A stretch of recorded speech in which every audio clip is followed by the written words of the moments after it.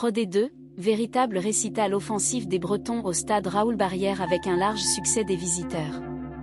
Dominateurs dans tous domaines du jeu, les Morbihanais réalisent une belle opération comptable en s'inscrivant un peu plus parmi qualifiés au détriment de Biterrois trop empruntés dans leur rugby pour espérer concourir.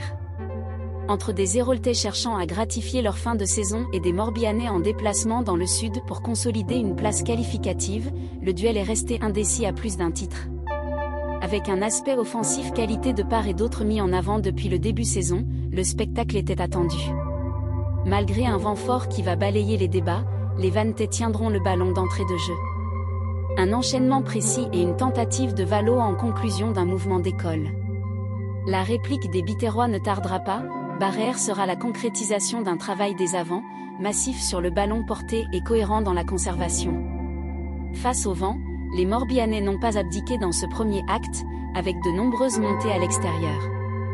Face à une défense ASBH bien alignée, Urruti a récompensé une légère domination générale de 2 coups de pied. Au jeu de l'occupation privilégiée, les hommes de Pierre Caillé pensaient tenir le bon bout jusqu'à une dernière possession jouée à la perfection par les visiteurs. Afoaïra en terre promise pour un essai imparable après de multiples fixations et une rapidité d'exécution au rendez-vous sur l'action.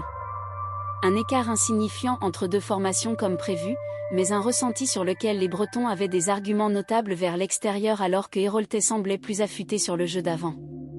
Les éléments définitifs des réponses n'allaient pas tarder à arriver. Vannes, force tranquille. Le deuxième acte sera une véritable démonstration collective. Les Bretons récitant à la lettre un rugby léché et dynamique.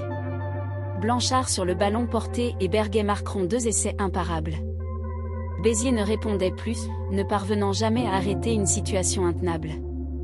Hule ajoutera une réalisation supplémentaire en guise de punition tant les Bretons ont fait preuve de maîtrise dans tous les domaines du jeu. Pinto Ferré a beau réduire l'écart, la messe a été largement dite.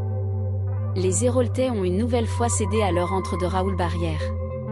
Une défaite de trop pour espérer rivaliser avec des formations comme Vannes, bâties pour la lutte vers des matchs plus lucratifs.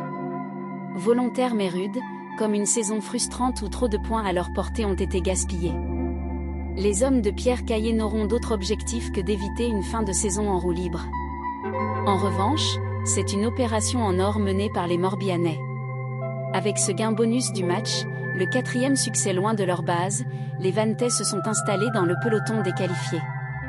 De quoi augurer d'un heureux résultat, à la seule condition de poursuivre une série positive avec la prochaine réception de Soyaux-Angoulême. Nul doute que les Bretons ne doivent plus lâcher prise.